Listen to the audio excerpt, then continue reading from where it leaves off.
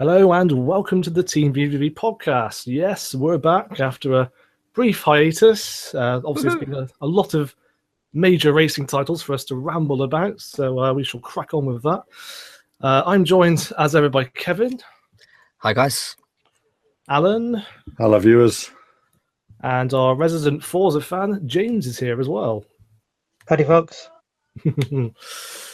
As always, if you enjoy the podcast, don't forget to leave us a like and subscribe. It really helps support what we do. Anyway, cracking on then. I think really the most major racing game news to start with is, of course, the release of Gran Turismo Sport. The very belated release of Gran Turismo Sport, 4 years in the making. Obviously, it's entered the charts at #1 in the UK, which was predictable to say the least. But interestingly, it outsold the original GT and also GT6, but it couldn't quite beat Gran Turismo 5. But despite the strong sales, it's had very mixed receptions, probably the polite way of putting it. It does some things well, but some things not so well. But on the plus side, I now know everything there is to know about Tag Heuer. I mean, what more could you want from a racing game? Anyway, Kevin, obviously you've been playing through the game. Would you say it's lived up to expectations? Yeah, in terms of living up to expectations, I would say it's what I expected based off playing the beta. That's to say there's no damage yet implemented that I've come across, so that's quite disappointing on that front. In terms of PSVR implementation, you know, we knew it was going to be basic, and it is very basic, but what makes it worse is the AI is so slow, so you can't actually get a battle, so you're just sort of poodling about against the AI, if you like, or just, you know, going around the track just admiring the view. And the actual internal detail in the cars are very impressive, about as impressive as I've seen in any VR game on the PlayStation VR. But I could say it's easily the best looking VR game so far. I think so, yeah. It's surprisingly sharp, I would say, the cockpits, the interior. So you're looking around at your dash and all your little bits and pieces, your gear knob and stuff, and it's so well detailed. The stitching on the chair, you can make out very clearly. I was really super impressed with that. And of course, there's the VR sort of Alta Vista-like mode, which we showed off in the video as well, which really did impress me. You can really get up and close to these vehicles, and you can appreciate the sort of scale of them, the size, and the big spoilers and the wide arches and all that lovely stuff, and the big brake discs and stuff. You can really get up close and actually see what it'd be like to see these vehicles in real life. So that was really impressive. But overall, you know, I have to play the game a lot more to get a good impression of the game, because I haven't really played it enough, because you really need to play it quite a lot to get ranked with players on your sort of similar skill level. But I will say this, early on, I was expecting to be matched with people that were sort of, you know, above my skill level and below my skill level by quite some margin. But I was surprised just how accurate the matching is from the offset. So that was quite surprising. But you know, I was playing a game the other day, and we came up to the first corner, and I was punted from behind by some lunatic, sort of sending me off the track along with a few others. And my sportsmanship rating went down as a result. So, you know, there still are these annoyances that they have to sort of fine tune. But it's going to be one of those games that, you know, it's going to be tweaked endlessly. We're going to add new content, new tracks, new cars. You know, the rules are going to be tweaked. I'm just not impressed at the moment with the amount of rules and the punishments. Straight off the bat, you know, they do need to have a lot of tuning in that respect. I was just going to say, yes, in a nutshell, and it sounds like the kind of iRacing for consoles in terms of the online experience. Yeah, I mean, for a full price title, it just feels like more of a beta plus. You know, it wasn't. Yeah. It didn't feel. I mean, it's very well polished. The presentation is fantastic. The menus are phenomenal. One thing about the menus, actually, they do show off classic cars every now and again. And it's like a teaser, because you want to drive those classic cars in the game and you can't at the moment. So it's like agonizing. But it feels a bit sparse for a full price title, and it just feels like it's not quite finished yet. It feels like a beta plus. I completely agree. It's like those prologue games they released a few years back for GT4 and 5. Yeah, they're half the price. I don't think the content really justifies the asking price, like you said. Especially if obviously you're expecting a full-blown single-player experience, because it just doesn't deliver that.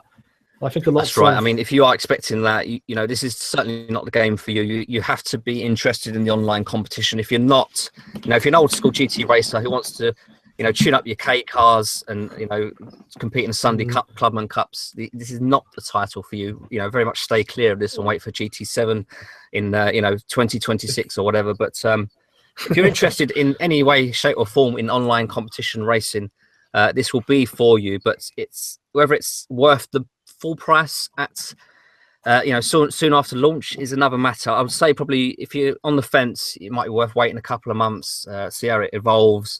But you know, if it will go down in price. Yeah, it just seems a little bit. Most sort of really big PlayStation titles go down in price after a few months usually at the moment. Yeah, that's right. And you know, maybe it's something to pick up for Christmas. But as it stands, I'm not massively impressed with it. It does feel a bit unfinished. The racing action is generally pretty good. You know, there's good excitement in the races, generally speaking. But there is, you know, a bit of bashing going on where people are not getting punished, or you're getting punished when people crash into you. So there's a lot of things that need to sort out. Regards to that, and I'd love to see damage implemented. And I haven't actually raced on any wet weather conditions yet as well, so I've still got a lot to get in on with this game before I sort of make my review. But looking forward to really getting stuck in with it, and you know, so I can give some more detailed impressions. Because I respect that Polyphony is obviously taking the series into a different direction, which is obviously a very brave design decision, but a game called Gran Turismo, you just have those set expectations if you've been playing the series for so long. So I think a lot of veterans of the series are going to be quite disappointed, because I know, for example, a lot of people I know, for example, have had the game pre-ordered, and they just assumed it had a single player campaign. Yeah. And then when I told them, and you know, no, the fact that it's taken 4 years to release, you know. Exactly. The expectation is, okay, a game's taken 4 years to release. It has to be, you know, it has to have a comprehensive single-player campaign, and it just doesn't. It's taken 4 years to essentially release. I can't get over that, you know. No, well, do you know, the funny thing is that over the past 2 years, I think we've talked about this probably more than anyone, and some people have been quite critical. They said of us and our views on it. That you know, that this game has. Well, I think we've all had a good old moan about it, haven't we? I mean, we must have had like a moan about Gran Turismo every day for 6 months. There is no excuse for viewers of this channel or listeners of this channel to have bought Gran Turismo and not known what they were getting into, because we've talked about it at detail on the website. You know, we knew about the VR, we knew about the lack of options. I think that, you know, it is a shame. It's not a proper Gran Turismo game because it doesn't have the Gran Turismo mode in it. It's a shame that it's taken them basically 5 or 6 years of development of probably one of the biggest development teams in the world to end up with a game that doesn't have a soul to it, doesn't have its own content. Online is a mode. It's not a game in itself. No. That's not to say that online can't be fun. I mean, I've been playing Star Wars Battlefront for the last 2 years and just going online shooting people, and it's a shame actually when Battlefront 2 comes out that they're probably going to switch off the first one. But anyway, that's another. I digress. The reality is that you know, I played it the other day. I think it's an extremely polished game. Wonderful menus, really nicely polished. Everything is there. It's really nicely done and thoughtfully done. Obviously, Gran Turismo is made in mind with the car companies. It's made in mind of selling cars, of showing cars off. It's a very corporate game, you know. You can tell with the FIA involvement. Exactly. Well, I think the car list will grow. I think the track list will grow. But I think the track list is more important. Yes. It's very lacking at the moment. I was surprised to see. And, you know, a lot of these tracks need unlocking as well. So you have to spend a fair amount of time before you can have some practice on certain tracks. It's just so sparse, you know. Yeah. And it's not good enough. It's a full price title. You mentioned about unlocking the tracks. If you don't have an internet connection, you can't unlock them because you can't save the game. No. You get access to 4 tracks, is it? If you don't have PlayStation Plus. Well, exactly. If you don't have PlayStation Plus, you can't play it. And that's something else which I don't think was made clear to some people. You can play the arcade mode, and that's about it. No, apparently you can. Well, I don't know. People were saying you just you can play the arcade mode. That's it. You can't buy cars. Right. You can't buy cars. You can't go to the photo mode. No. I mean, as I say, it's an online-only game. That's what it is. If people bought it, they've sold it as a Gran Turismo game to people. I think it's done a lot of harm to the Gran Turismo brand. Yeah, I think it's doing, and I think when you look at the Amazon page for it and you see the reviews, I mean, it's getting absolutely hammered in the customer reviews, and these are verified purchases. It's not like people are just putting reviews in. I see verified purchase on every other comment. So there's a lot of very disappointed sort of casual gamers out there. I call them casual gamers because if they were serious racing gamers, they'd follow VVV, of course. But the reality is that they haven't been listening, and they've just gone out buying it thinking it's Gran Turismo. And this is what's going to happen. Yeah, perhaps we're overreacting or something, but we don't overreact. We say it as we see it, and that's all there is to it. But you know what? I will say I've had some fun in the arcade races, but I can't stand that oval course. Oh, what's it called? Oh, it's horrible anyway. Northern Isle, isn't it? I think that's called. Oh, it's horrible. What a horrid, terrible course. I won that race on the hard setting, luckily, on my first couple of goes or something. And I was like, thank goodness, please don't have me race here again. I mean, one, I feel dizzy. I get kind of a motion sickness just going in circles for ages on there. And two, it's just a horrible, horrible course. There's nothing to do but a gear shift on every corner. And it's dull as ditch water. And there really isn't much to drive. I want to drive these cars. So no, it's a dreadful course. I don't know why it's in the game. Absolutely. I still can't believe there's no Silverstone or Laguna Seca or just tracks that you just expect to be in a modern racing game. I think they're all going to come. Yeah, go James. I'm personally quite surprised that all the tracks that were built from the ground up for Gran Turismo 6 weren't included in Gran Turismo as well. I would have presumed they'd have built Apricot Hill, and was it Mid Ohio? I think it was the other one that was released post-launch. They had built these new tracks with the PS4 in mind, and yet they're nowhere to be seen in Gran Turismo Sport. It's a really odd decision. Yeah, we have to put up with Northern Isle Speedway, which is just horrible. I mean, often I just stick it in 4th or 5th gear and leave it in that gear, and it's just turn left, and you can't avoid opponents around you. If you do, you're going to crash into a wall. You're going to lose speed. There's nothing you can do. And I mean, where's all the deep forest? Where's High Speed Ring? Where's Grand Valley Speedway? I mean, where's all the classic courses? I mean, we want the classic Gran Turismo courses in there, but unfortunately, that could have set the game apart from the competition as well, because Gran Turismo has always had the best fictional circuits, hasn't it? Yeah, great fictional circuits. I mean, goodness me, if God knows if Forza ruined their one in their Maple Valley. Goodness me, talk about Herman Tilkett. What are they thinking? Anyway, we'll get to that later. But no, there are great courses in there, but they need to work a lot on the one-player mode. Really bring that up and add all this extra content in as soon as possible. Actually, the campaign reminds me a lot of the PSP game. Remember that? Yeah. Kind of mini challenges. Right. Yeah. Which was fine for the PSP. I mean, because and graphically, people complained at the time. People complained at the time there was no career on that game. Well, I was actually quite happy. I know, but I was actually quite happy with the PSP as it was. I mean, graphically, I thought it was very impressive. But I know a lot of people critical of it. I enjoyed it for what it was. I just loved having graphics on a handheld. Technical it was masterpiece, novel, wasn't it? That's what it was. It was a technical masterpiece, and it was ideal for playing in short bursts, which obviously is what a handheld's really designed for. I don't think having a career mode that takes 60 hours to complete would work on a handheld. No. Quite so much. But for a full game like this, which has been 4 years in the making and costs £50, it's unacceptable, quite frankly. It's not. It's not a Gran Turismo game. It's not. I mean, it's very polished for what it is. I mean, it is what it is. I think when you look at it, you've got to say this is an online race. Take the Gran Turismo name out of it for a second. Just look at it in its own right and just say, what is this? It's an online racing game. It's iRacing for consoles. That's what it's trying to be. iRacing, polished iRacing for consoles, and that's what it's trying to be at the moment. And it's got no open wheel cars in there, so it misses a whole division there. It doesn't have enough tracks to support some of the cars that are there. So, car selection is very outdated as well, to say the least. So as a base product, it doesn't tick any boxes in terms of actual motorsport, and I think they've got a lot to do, haven't they? We can't. But no, we'll talk about some positives. That's what we're saying. Positive. The menus are nice.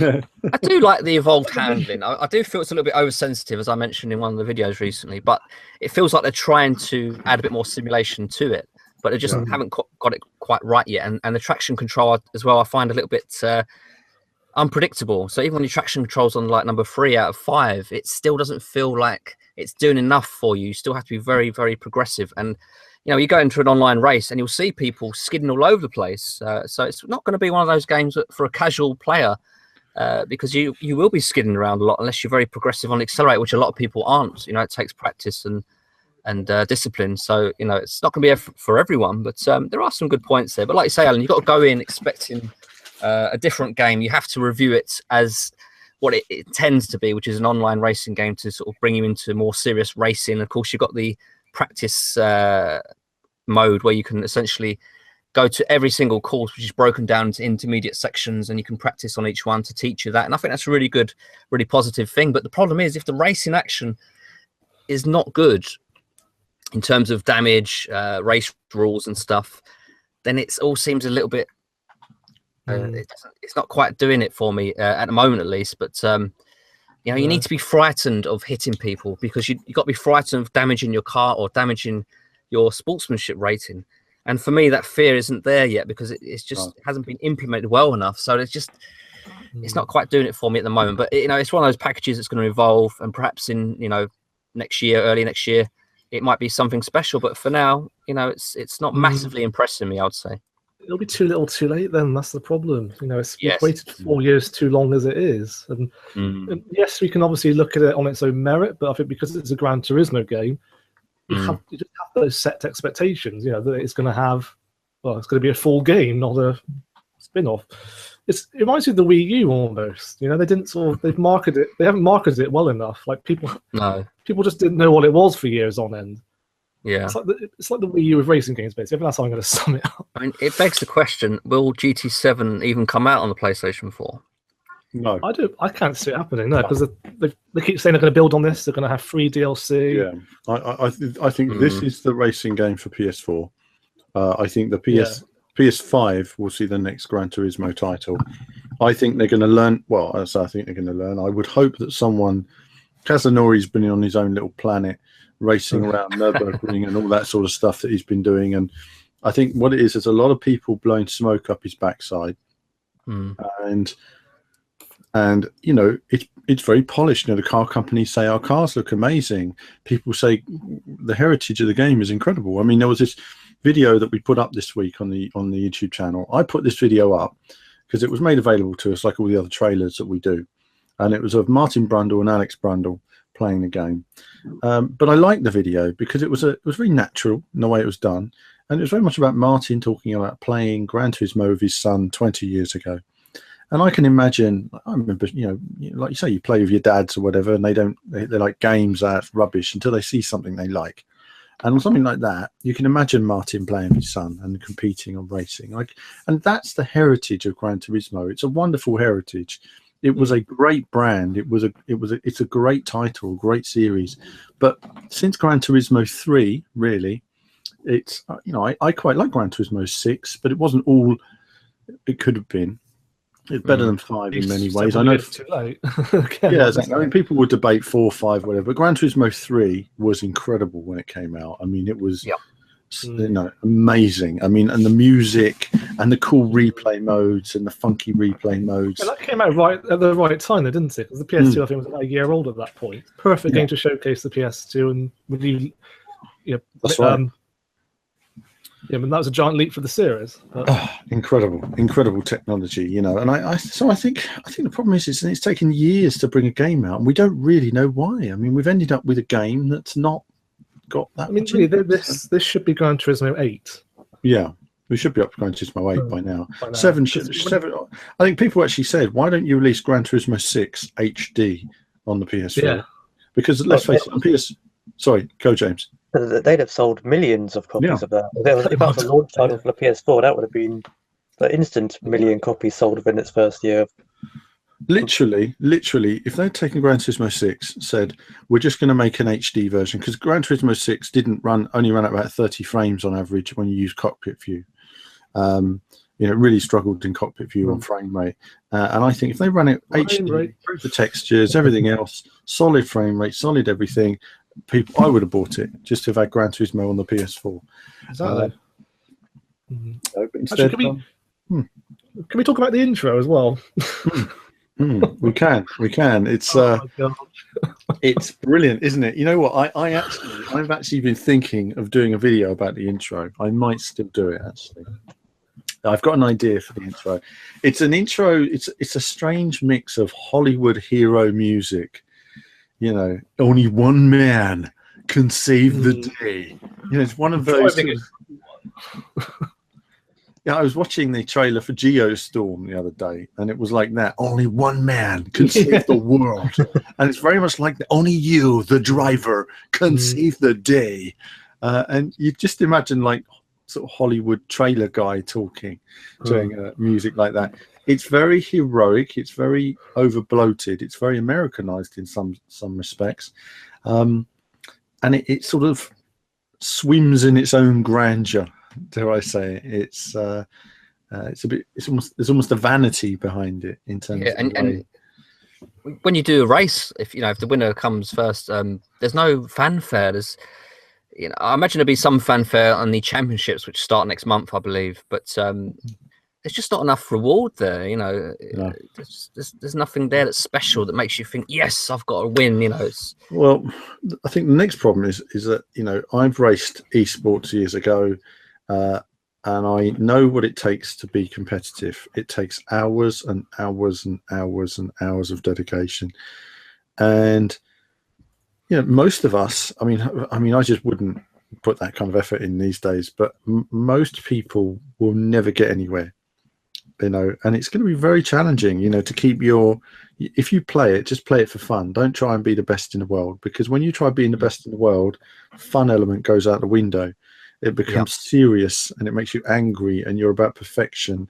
And then when you come in fourth place, nobody cares. Do you know what I mean? It's it's going to be interesting to see how desperate people get to win in many respects, because it does get quite desperate. So, but no, just back to that intro though, Martin. What did you think? I felt like I was watching the start of a Disney film.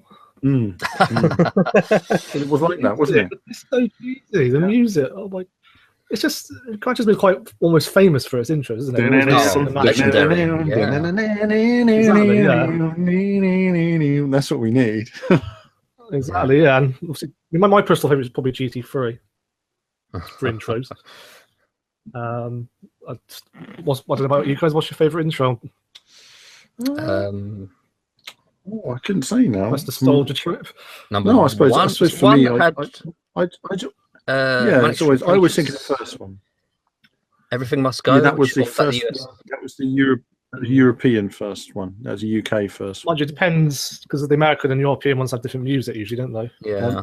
That was a UK one. That's a UK GT one, and of course, I always think of the Japanese ones, because I had the Japanese version of the GT one, and then I had the American version of GT2, and because I couldn't stand at the time having slow, crappy, 50 hertz gameplay. I need maximum frame rate, 60 hertz. Frame rate. Otherwise, the game was unplayable to me. People forget that now. You don't have these problems these days that we used to have years ago. You young'uns out there just don't realise how rubbish UK games were years ago. I make them look better in my retro videos. Trust me, they were rubbish. I think GT3 stuck with me the most because it was just such a massive technical leap. I was a bit too young to appreciate the very first one. But I remember playing it on the I think it was on Demo 1 on PlayStation, and that was the first game I ever played on PlayStation. And I played it for 2 minutes, and I turned it off because I didn't like the crashes. There's a 7-year-old Martin here. My mentality. Wow. Oh my god. I appreciate it until GT3. Yeah, well, I mean, I was a big fan because when the PlayStation was released it was released in December '94 in Japan, and in March '95 they released Moto2 Grand Prix. That was his first big racing game, and then in '96 he released. I think it's around November '96 he released Moto2 Grand Prix 2. And when you completed Moto2 Grand Prix 2, you got GTR mode, which was the first test version of Gran Turismo. Essentially, you had an Indy car and a NASCAR, and it ran at 60 frames per second on the PS1. And then I saw a screenshot in a magazine a year later of Gran Turismo. A few months later, just on the Japanese circuits, and I was just like, wow, that looks incredible, reflections on the car. So I just knew, knowing the handling and the graphical prowess they had with Motor Tune, just how amazing it was going to be. So, and of course, that was GT1 had the 60 frames mode as well, didn't it, at the end? it was locked away, yeah. So you had, again, the Japanese circuit, whatever, Route R33 or something. Yeah, that's it, yeah. And it was amazing for its time to have them like that. This is the problem. Like, a new Gran Turismo really feels like a sense of occasion because they only come out like every 5 years or so. That just amplifies the disappointment. Yeah, it does. Well, they've become that way. I mean, there used to be one every 2 years, and now there's one every 5 years. Yeah. So, yeah. And then you've got Forza, which has one every year. Yeah. Well, you look at the Forza titles. I mean, look at how many Forza titles have been released for the Xbox One, including Motorsport and Horizon. It's about 5 titles, isn't it, to GT's one? Yeah, Painful. 5. Oh my god! It's like when you put it like that, it really shows how behind they are. Yeah. And this is like a half a game, if you like. So it's even worse. Oh dear. Yeah, it feels very much like a game where when it started downing tools on GT6. The game they started making, they cancelled halfway through and then started from scratch again, but they still had the schedule to hit, so they quickly bonded together whatever they could and released the game that way. It's a very weird one where it feels like they rushed it, despite the massively long development time it's had. They need to take some tips from Turn 10, I think, just for productivity. I mean, considering Forza 7 was 2 years in development, it's a very polished title when you consider how much less development it's had than Gran Turismo Sport. Well, on PC, the polished is perhaps debatable a bit, but we'll go into that later on, I think. I was talking more about Xbox. Yeah, on consoles, Forza is there's very little to find fault with. Forza is an interesting one. Forza is an interesting one because when that came out, obviously a lot of people were disappointed with the was it the VIP perk system? Yes, that was. And it suddenly pulled a big U-turn. So it's not as if everyone's been praising Forza, although if you look at all the critic sites, it's a different story altogether. Yes, so depending on where you look, Forza 7 is either the best improved or a massive disappointment. It's very hard to find a neutral middle ground. It's either best Forza ever or how could Turn 10 release this? There's very little in the centre of that debate at the moment. No, they've obviously been playing it more than any of us. Yeah. Where would you say it kind of fits in between 5 and 6? Is it a massive leap forward, or is it sort of more the same? It's definitely better than 5. So that shouldn't really be a surprise. In terms of overall, I'd say it's perhaps better than 6, but not by a massive margin, I'd personally say. Forza 5 has more content than GT Sport. Doesn't it? Yeah, bad, isn't it? Just realise that. Sorry, carry on, Jube. Forza 7, in areas it does improve, is like the dynamic weather is better. I find there's a bit more fidelity overall.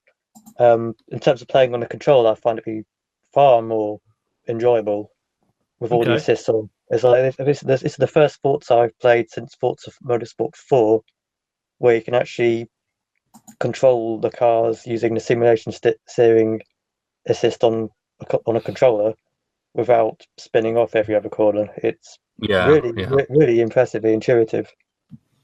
But then there are other bits which feel a bit out of place. It's like I think the homologation system is the new bit that they've put in to help address the overpowered cars in races due to the amount of upgrades you can put on them. More than not, the homologation requirements are so restrictive that there's no real way to build up a car for a certain division if you're racing in single player or on online hoppers. And when you consider one of the key attributes of Forza games in the past was that you could build a car up in a certain way, so like make it 1,000 horsepower, drag a missile, or a top of A class. handling car around like the Rio circuit, there's not really much you can do with it anymore. It's basically put on thicker tyres and sports suspension, maybe a couple of aero bits, and that's about it, really, which is a bit disappointing. Kind of dumped it down a bit. Yeah. Yeah, so I can understand where they're coming from. We're trying to address the PI balance in between the cars, because there are some cars in previous games which are ridiculously overpowered. But like putting a V12 swap in the Alfa Romeo 33 Stradale, building it up to B class, and you are unstoppable essentially. But now there isn't that much of an issue anymore. But at the same time, there isn't really much you can do in terms of making the vehicle your own. That's it. I think too the problem with Forza is it's not really doing anything new. I mean, fair to Gran Turismo, they are trying something new, whereas in Forza 7, it does strike me as more of the same. And from what I've seen, there's not that much new content either in terms of cars and tracks. I think there's one new track and a very small handful of new cars. Is that right? Yeah, if you don't count the returning tracks with Maple Valley, Mugello, and Suzuka, you've also got the new Dubai venue that they've heavily featured in the promotional material. There are lots of versions, different routes. I think there's about 4 different routes you can do, not including the reverse layouts you can run on each of them. So there are these different variations of the same location. But considering that you had, I think it was 7 new venues in Forza 6, it is a considerable decrease in the amount of new content. And the same with the cars. If you don't count the duplicate cars of the duplicate Indy cars, the duplicate NAS cars, I think there's only about 20 or so new vehicles. I guess the main one, I can't think of any apart from the GT2 RS. Is there any other? There's also the Alfa Romeo 158 Formula 1 car from 1950, which, being a classic Formula 1 fan, I was quite happy to see appear in the garage reveal update post. But apart from that, it's mostly returning content from Forza Motorsport 4. Like they basically went through the most requested cars from Forza Motorsport 4, upscaled them for the Forza Vista mode, put them in Forza 7, and go, there we go. Have fun with that. I think one of my issues really is, I mean, unfortunately, I'm one of those people that doesn't like the physics in Forza Motorsport.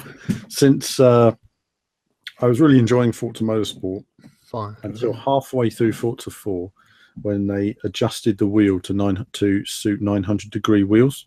Okay. When they did that, they broke the handling with the wheel. The cars were never as good handling, because when Forza 4 came out, wow, I could fly around in an LMP1 car. I was fine.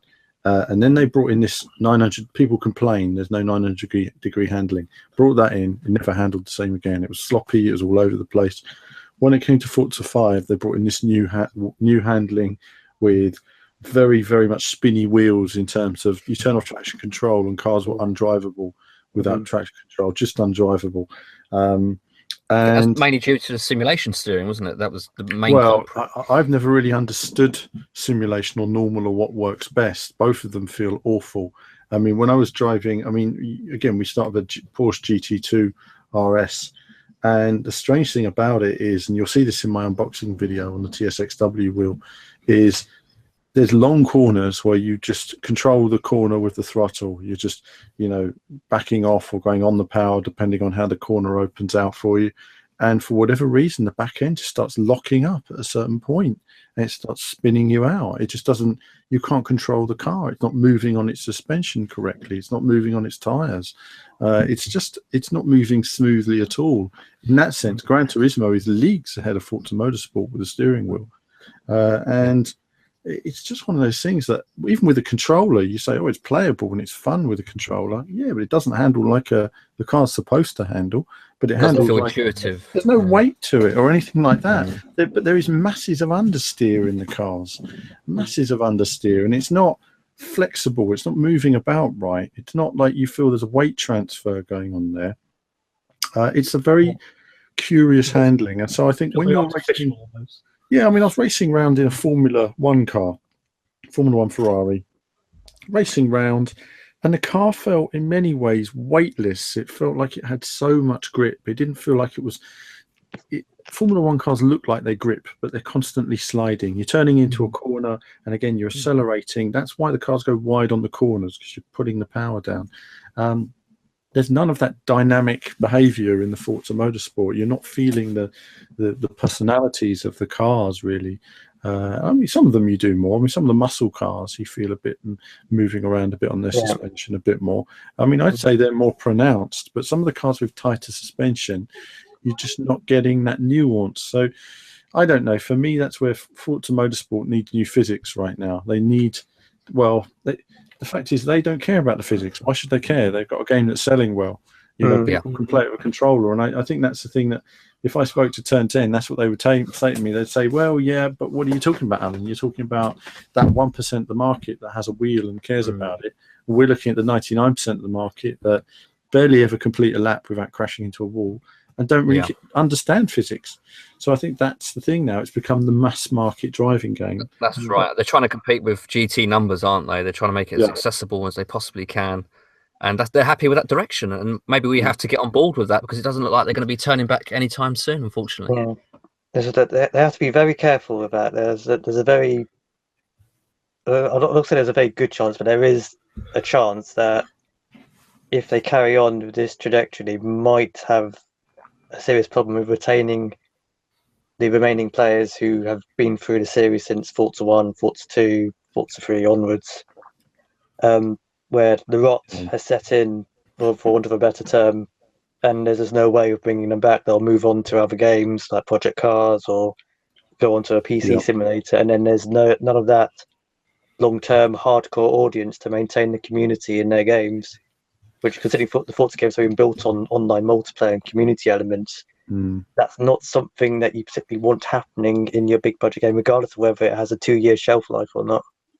Yeah, it's go mine. I was going to say, I guess in fairness to Forza, there is the only game on the market now that does the whole kind of fast car collecting campaign. That is true. Obviously, with GT Sport going in its own direction now, which ironically sets it apart. Though it's not doing anything new. It is the only game that offers that kind of experience at the moment. Yeah, it's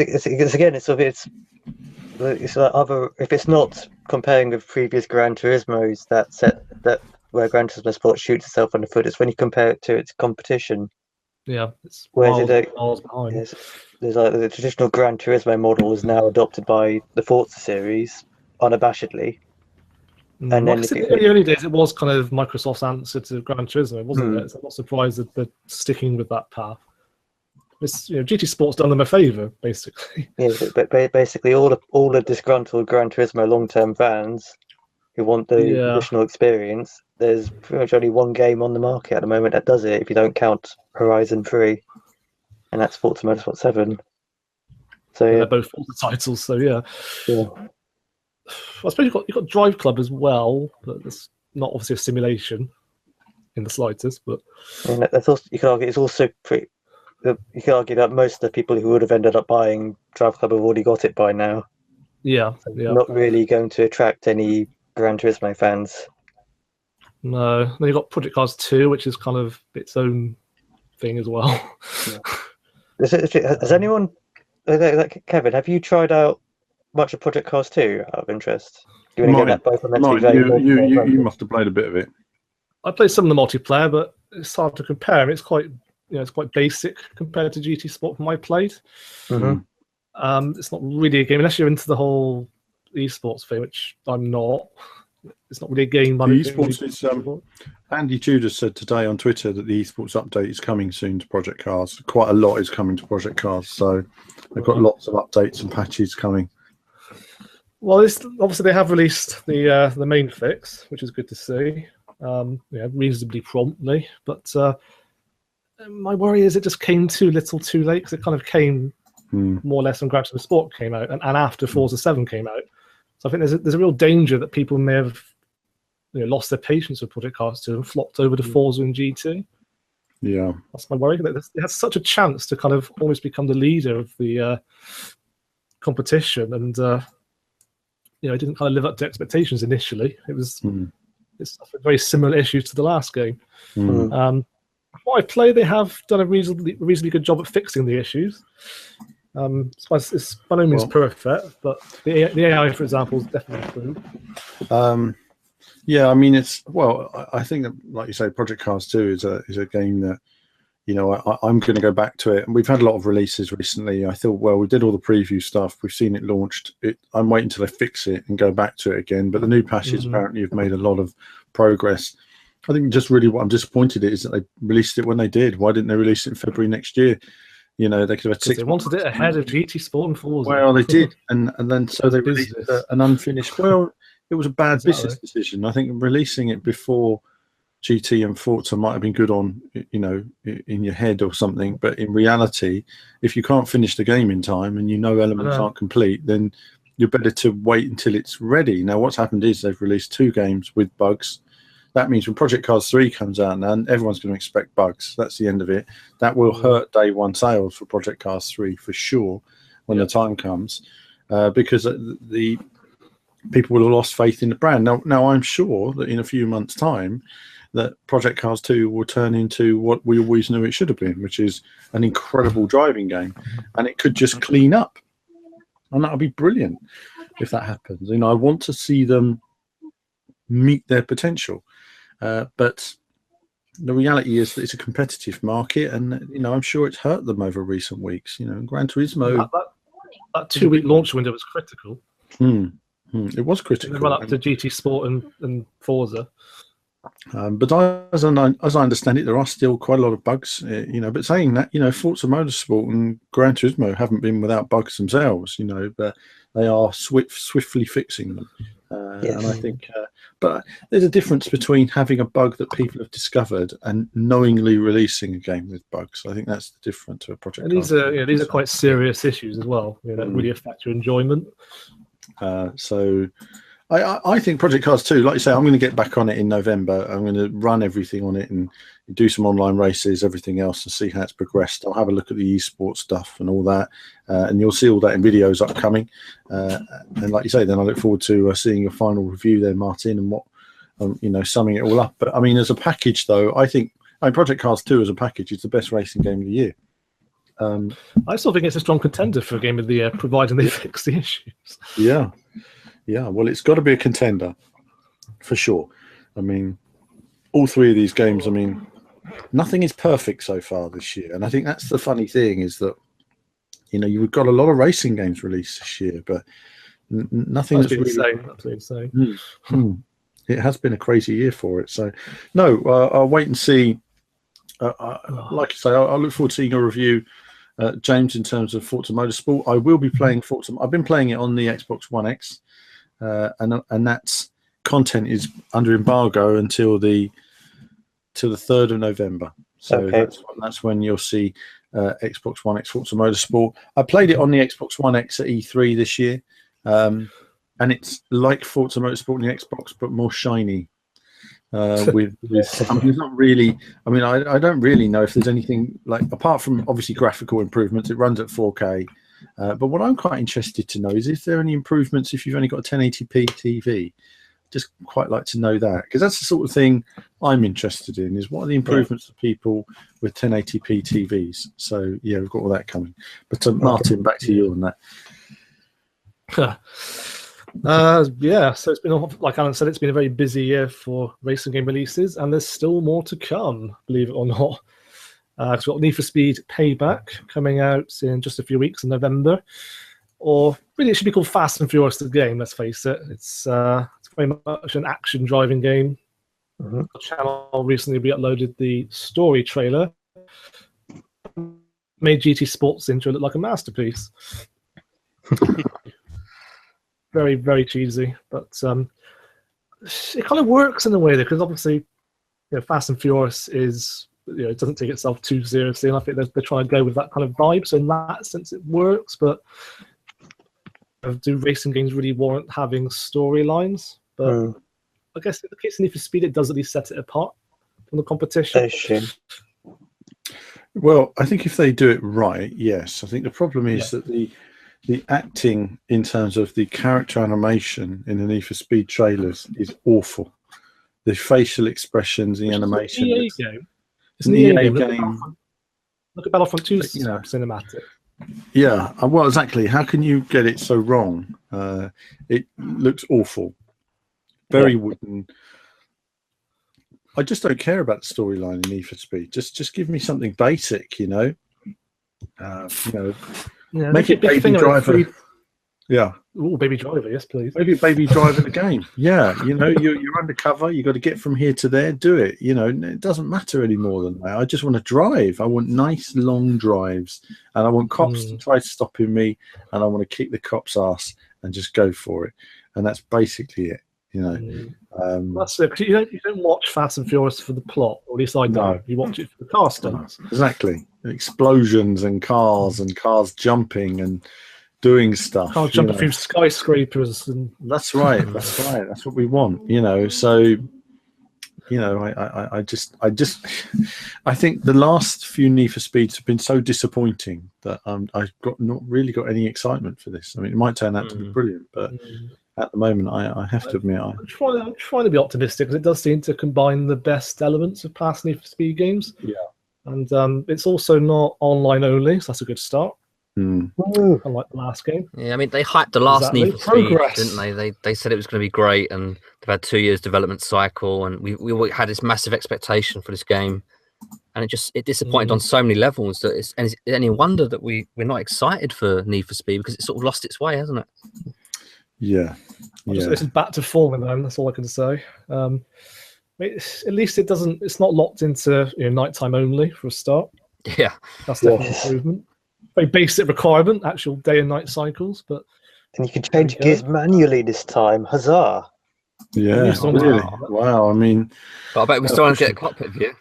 Nah, and I bet it still won't use steering wheels either. There's no steering wheel usage. Don't be silly. I mean, the whole manual gears. I can't imagine handling lending itself to a steering wheel on Need for Speed. Not the recent one. Well, I mean, every game should handle well on a steering wheel. I mean, arcade games 20 years ago played well on a steering wheel. It's very strange now that even Need for Speed 1 on the PlayStation 1 worked on a steering wheel with manual gears.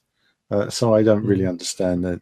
I don't know what they're prioritizing, but whatever they're I mean, I would take people off of cutscenes and put people on core gameplay.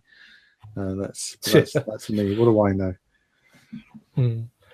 Obviously, the big Need for Speed payback news then this week was the full car list has been revealed.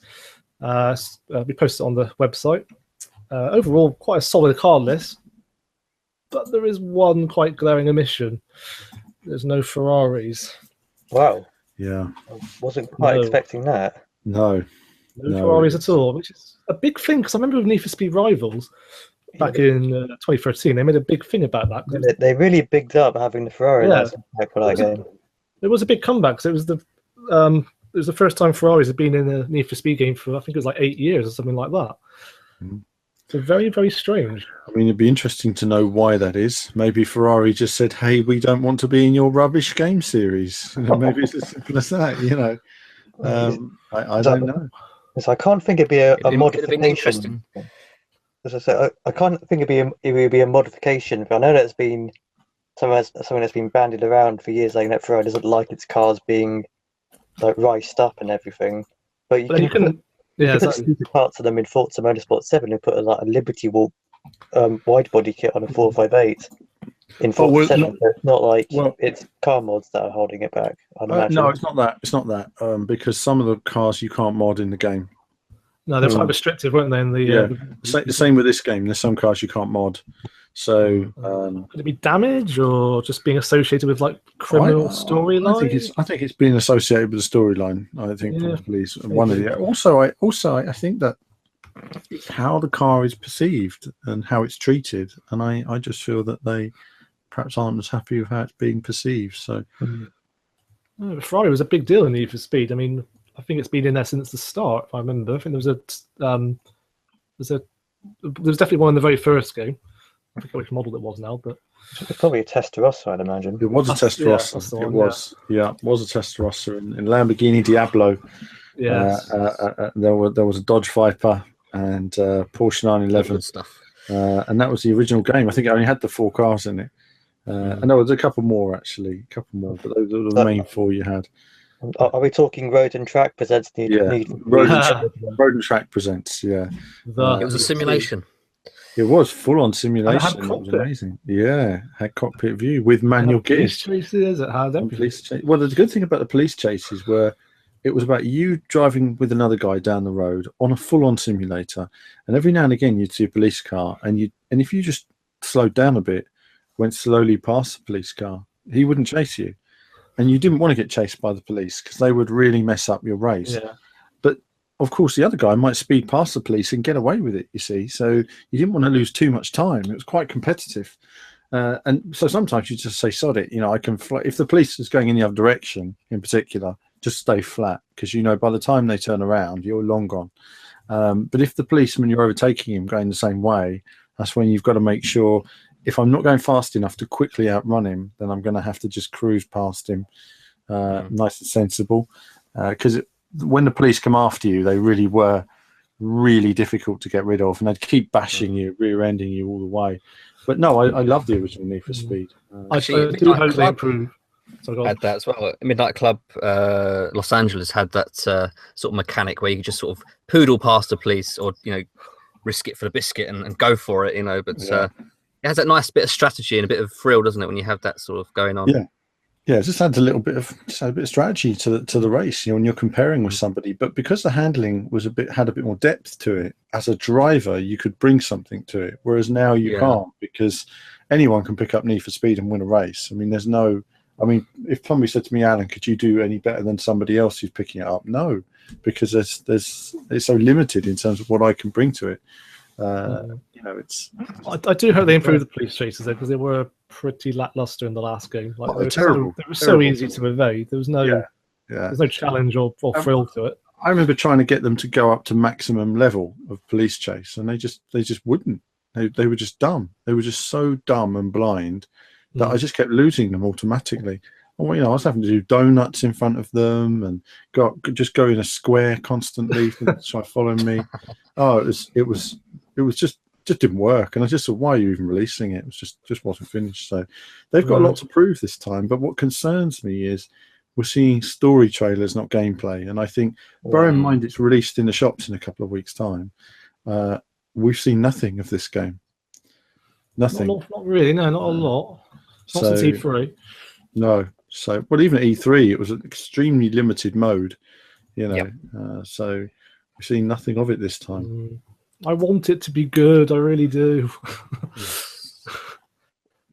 Apart from the lack of Ferraris, I must say the car list is pretty solid. It's quite varied. We'll have to wait and see. At the moment, it may be EA don't even want us reviewing it. So that's how guarded they're being over it. And I don't know whether it's because they don't have faith in it or whether they think that... I'm coming at this from a sort of negative perspective because I feel like they didn't listen on the last game. And I'm looking at this and saying, oh, well, they haven't really shown in much improvement. The story trailers look pretty awful. Let's wait and see what the game's like. But, we'll just have to wait and see, Yeah, fingers crossed. Have any of you guys seen the car list we got on the website? Yeah. I was surprised to see the Volvo Amazon P130 right at the end there. That's what I mean. There's a lot of variance in it. You can't really fault it for that. Yeah, good variety, I'd say. There is. I'm quite surprised by the amount of high-end supercars in this. So you've got like the Porsche 918, the McLaren P1, the Martin Vulcan, the LaFerrari. Oh wait.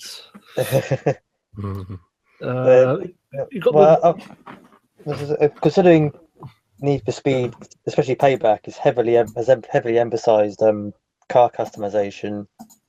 There's only so much you can do with cars that are already at that peak performance, and I'm surprised why they're in a game that's so focused on upgrading cars and building it to your specific spec. It's a bit odd.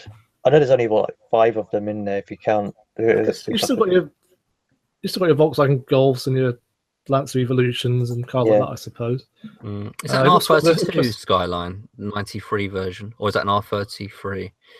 That'll probably be a 33, I think. It is a 93. And then 99 would be in the R34, I think. Yeah. We've also got the debut of the new BMW M5. Yeah, it's sort of the usual suspects with a few thrown in there oddities. So I'm not massively excited. I've seen it all before, really, with racing games. A lot of these cars, so it doesn't excite me too much. I like to see more classic stuff, personally. Yeah. Like let's say, you've got the debut of the new M5, for example, which is obviously on the cover. That's something GT Sport lacks again. A hero car, you know. Forza's got the. I guess you are the hero in GT Sport in some respects. But you know what I mean? Though, Forza's got the GT2 RS. This has got the M5. I forgot what I was going to say. There's another one, isn't there? Project Cars 2 was the McLaren 720S. That was it.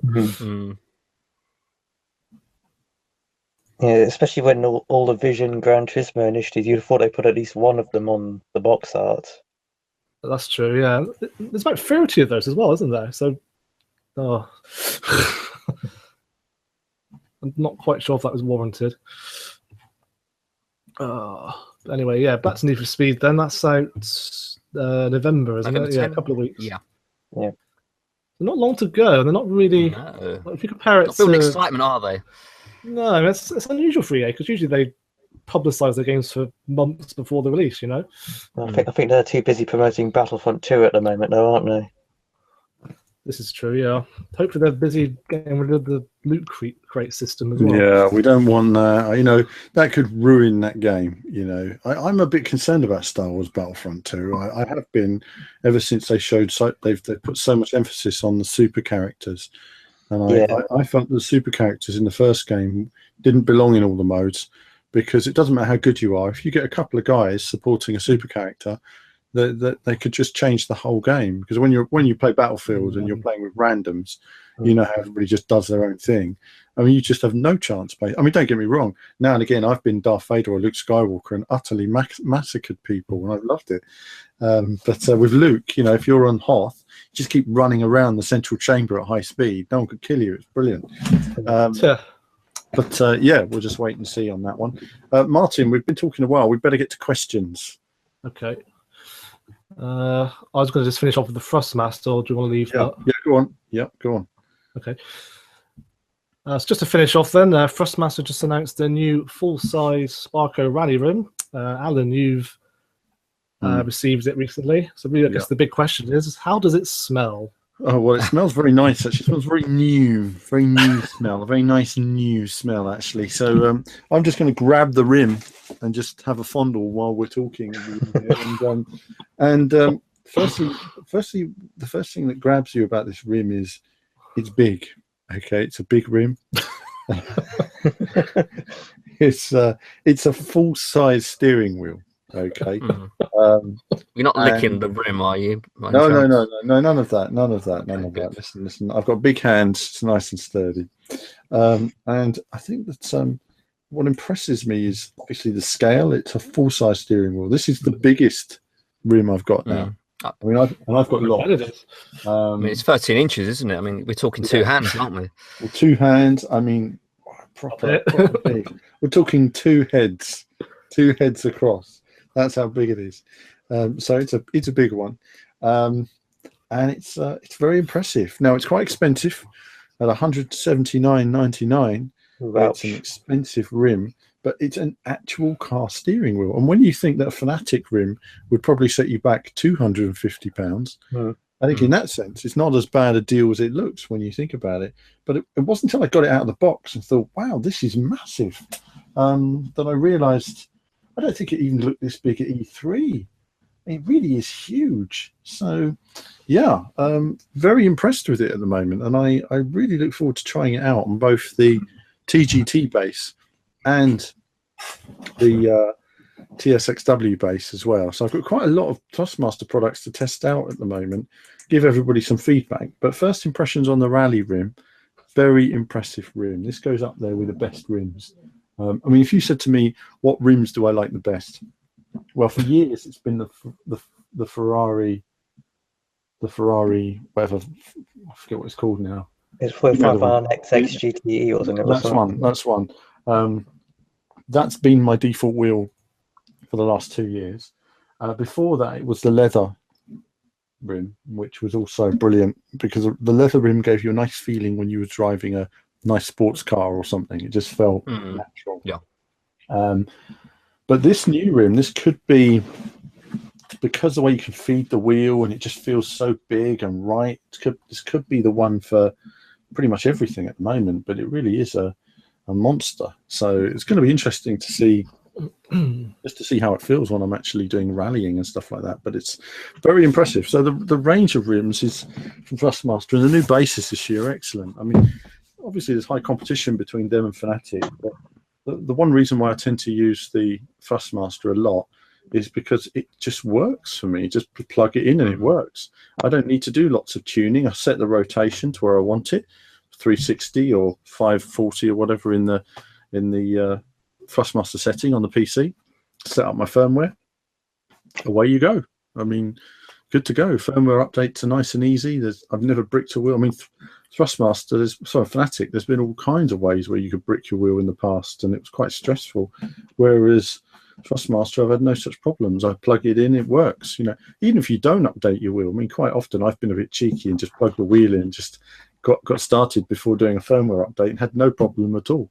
So, but obviously, don't do that, home kids. I mean, always keep your wheels properly updated. But no, it's just, I think, another, long-term purchase. If you're a serious rally fan in particular, there is no substitute for this rim. So, videos to come. Great. Well, we look forward to more coverage on that then. Some nice sniffing action on the Thrustmaster wheel coming soon, I'm sure. Right. Anyway, we better get on with the Q&A then. Yeah. So let's just go on to Facebook. This is a long one. Okay, first question comes from Dan Clegg. He says, do you think the GT Sport FIA Championships will be a watershed moment for console racing games? Just as importantly, will the BOP be ironed out so one or two cars don't become the standard for anyone who wants a chance of winning? Slightly long-winded question, but I think I think it's going to be a case of waiting and seeing. Actually, it's going to be early days. I think you're going to see. I think whatever happens, year one's not going to be perfect. No, I think there's going to be a lot of issues to iron out in terms of, what cars people are driving, what the performance is. I mean, people will always go for leaderboard cars, and there's always going to be a car that's better suited to a particular course than another. But if we could end up with a number of cars that are sort of, some are better at corners and some are better down straights, and but have a nice lap time balance, I think that would be the core. That would be the best result. Yeah, I think the problem at the moment with GT Sport, initially it seems that there are far too bigger gaps in terms of performance between the different cars. It's like allegedly in the top tier category, the LMP1 star category, the Vision Gran Turismo cars are considerably faster than the official licensed sanctioned prototype racers, which means if you're competing in those championships, there's no point picking, say, like the Toyota or the Audi, when you're just going to monster the opposition in the McLaren or Bugatti.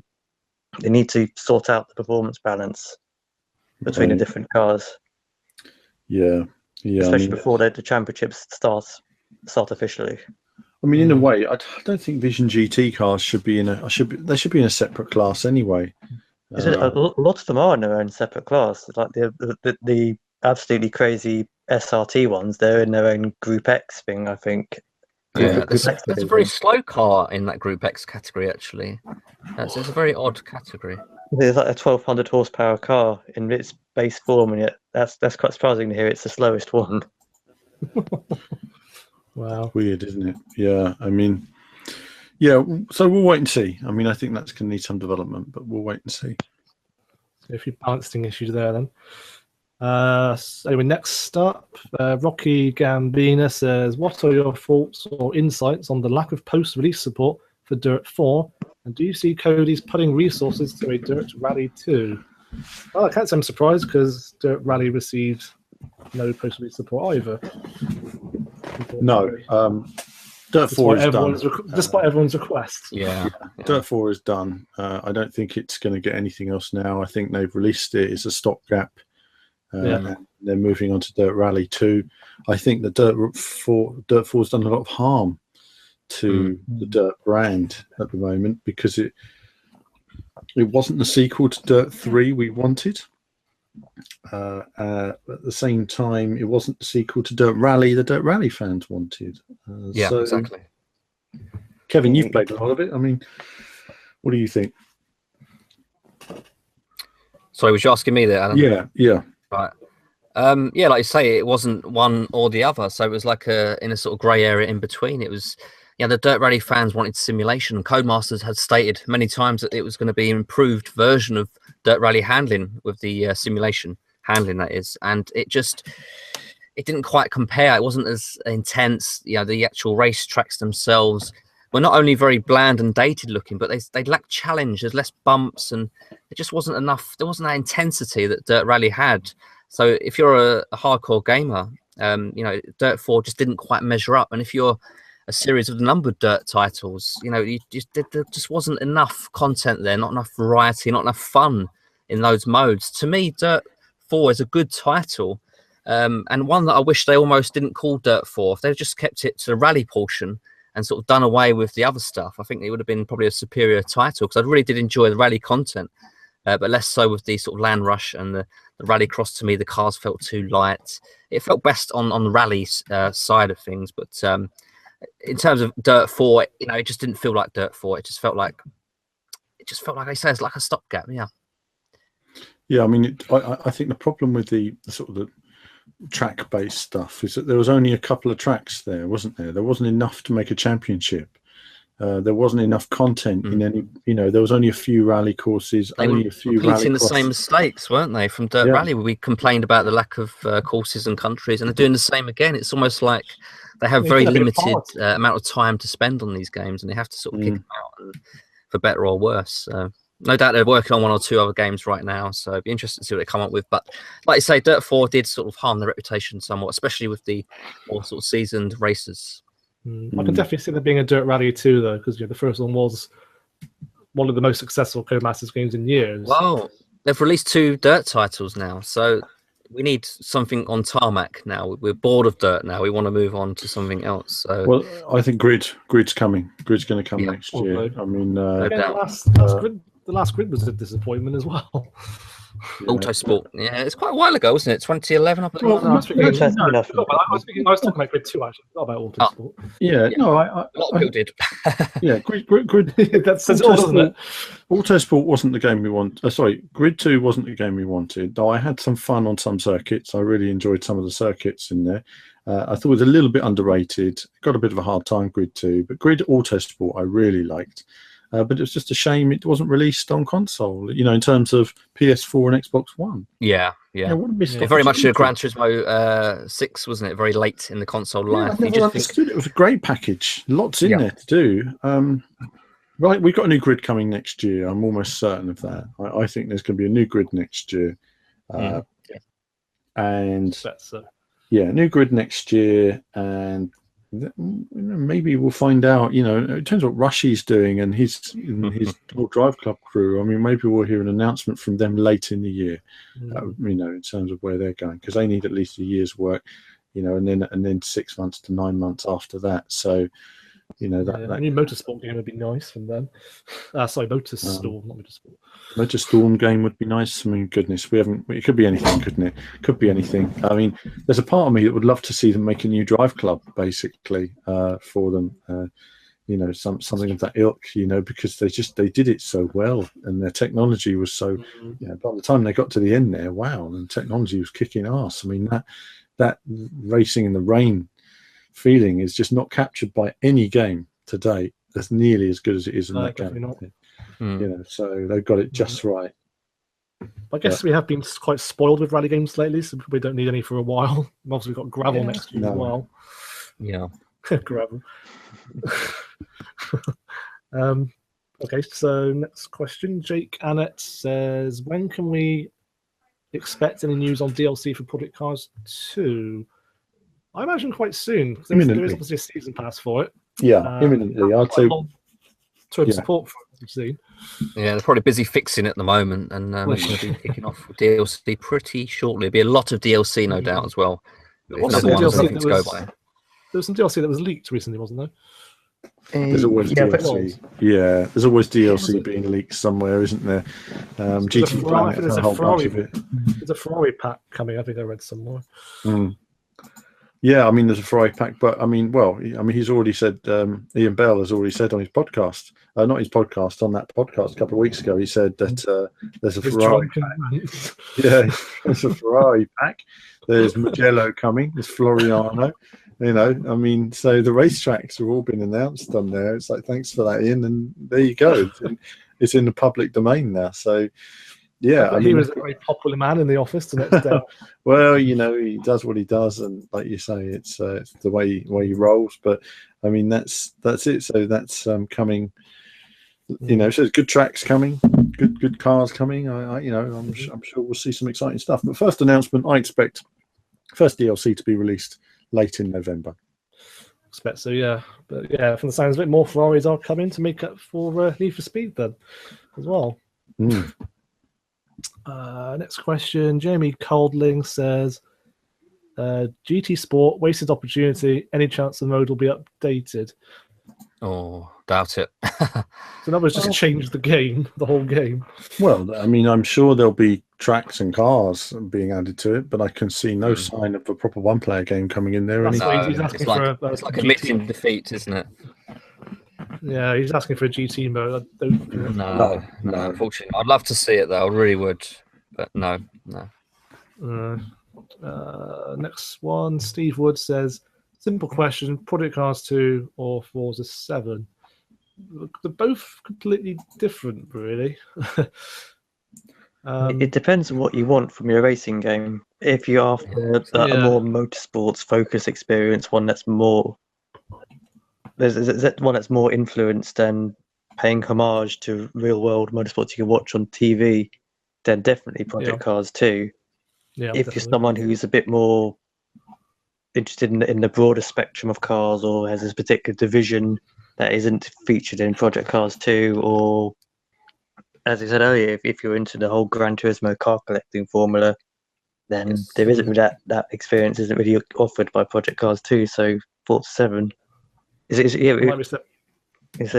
very dependent on, do you want to have a driving simulator or a motorsport simulator from your racing game? And like we said earlier, Forza 7 is a much more accessible game than Project Cars 2. Project Cars 2 is very unforgiving at times, whereas Forza 7 leans more arcade than sim, from what we've seen. You've got. I mean, Forza is a pretty solid experience. I think. Obviously, for me as a driver, Project Cars 2 is still the game to go for, because once they do fix it, it's going to be leagues ahead of Forza Motorsport. It's just at the moment it just needs to have. The AI, for example, is a real issue that's got to be fixed. But there's lots of cool elements in there, almost like they've bitten off a bit more than they can chew. Really, they've got a lot to tune in there. Forza 7 obviously on the Xbox One X will run fantastic. So it's a solid experience. I think if you're playing with a controller and you're a casual gamer who likes to have a racing game, I think Forza Motorsport's great. I mean, I know people that play Forza and love it because to them they don't need masses of depth and simulation. They just need it to feel kind of like real life, to imagine that they can drive a car very easily, an LMP car like it's nothing. Fine. Whereas Project Cars 2 takes you on the whole racing driver journey for real motorsports fans, and it's a whole league. Live track is a incredible tech. So it depends on who you talk to. There's no one better than the other in terms of. No. I spoke to a journalist when I was at a recent Forza event, and he couldn't stand Project Cars. He said, "I can't drive it. I just can't drive it, and I can drive Forza Motorsport 7." And he wasn't a gamer as such. He barely really played that often. So for him, he was a car guy. I mean, he was a car journalist. He tests cars all the time. And it's funny, isn't it? You've got a game of Forza 7 that's way less realistic than Project Cars in terms of its physics. But to him, with a controller, he didn't need that. You know, his knowledge of gaming was quite limited in that way, and how to control the car. So it all depends on who you speak to. Yeah, it does require a lot of patience to really get to grips with the Hadacon Project Cars 2, but once it clicks, it really does. Oh, incredible. Let me tell you, when you find a car that handles well the way you like in Project Cars 2, it's amazing. It's the closest thing to driving a real car. There's no doubt about it. And I've had some great experiences on it. And when I go back on it, I'll do some more triple screen gaming. I'll do some VR gaming. It's just incredible. When it works, it's amazing. Right, over to Twitter then. D. Gizio and Ron McTube says, what has been your rally game of the year? That's the easiest question yet. WRC 7 by a mile. By a mile. Yeah. Agreed. Yeah. Yeah. Love WRC 7. Everything else. Yeah. One of our best surprises of the year as it happens. Mm-hmm.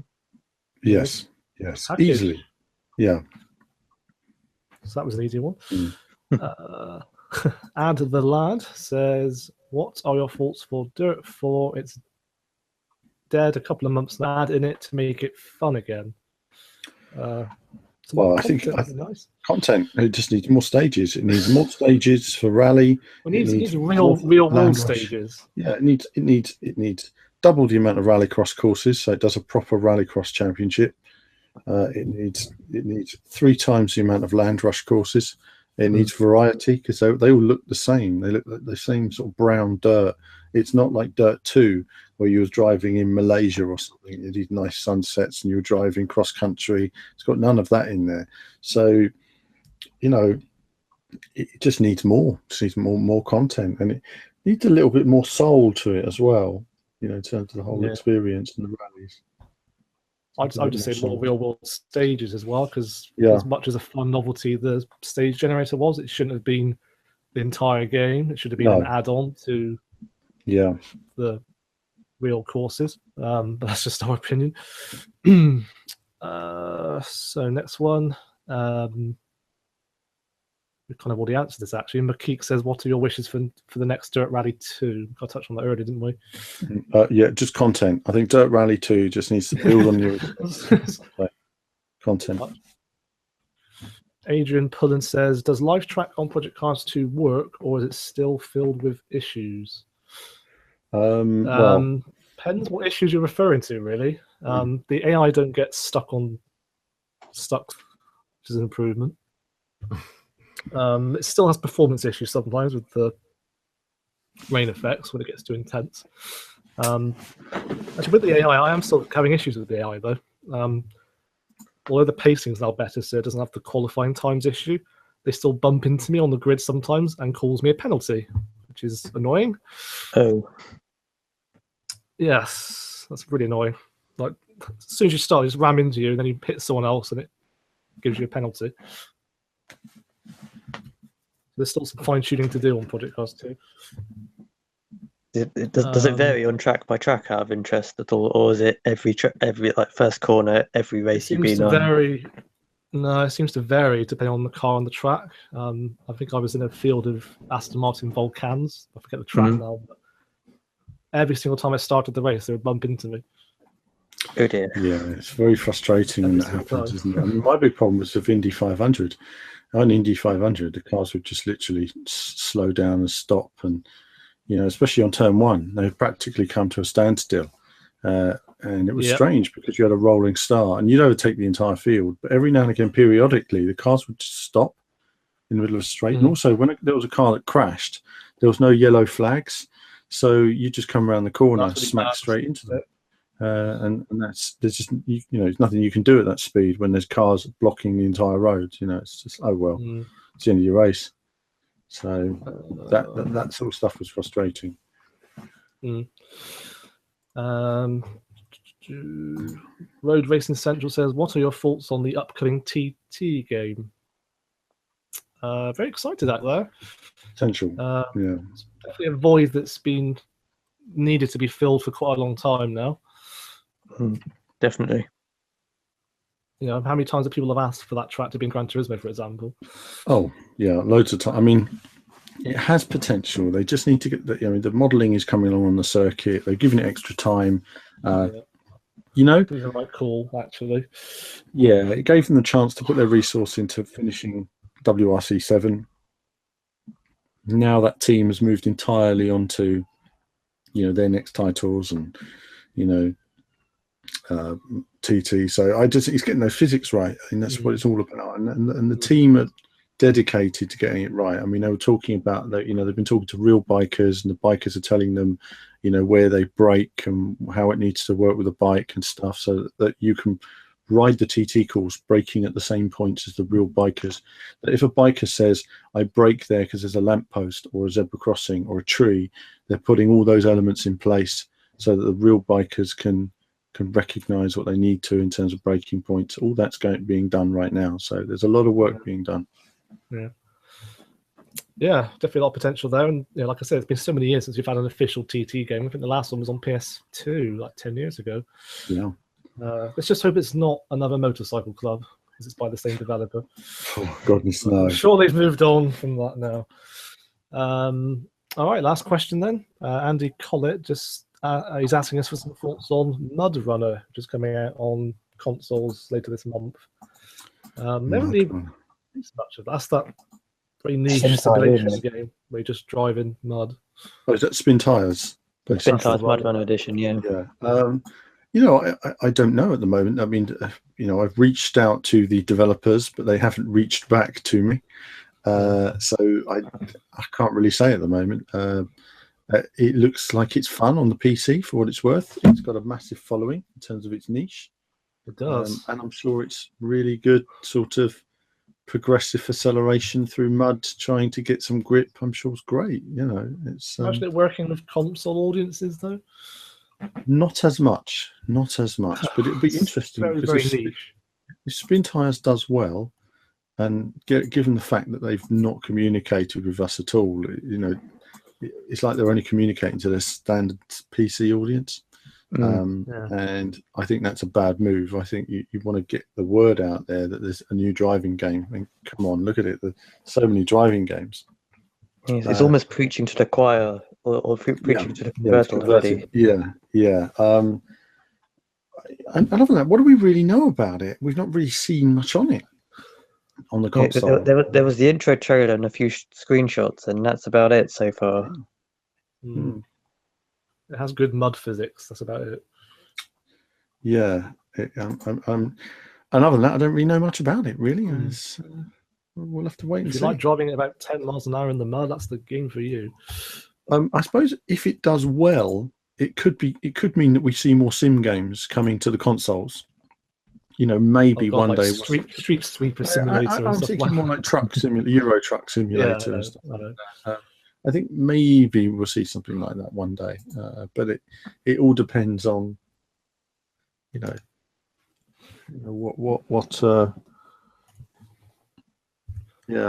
on the success of this title or not.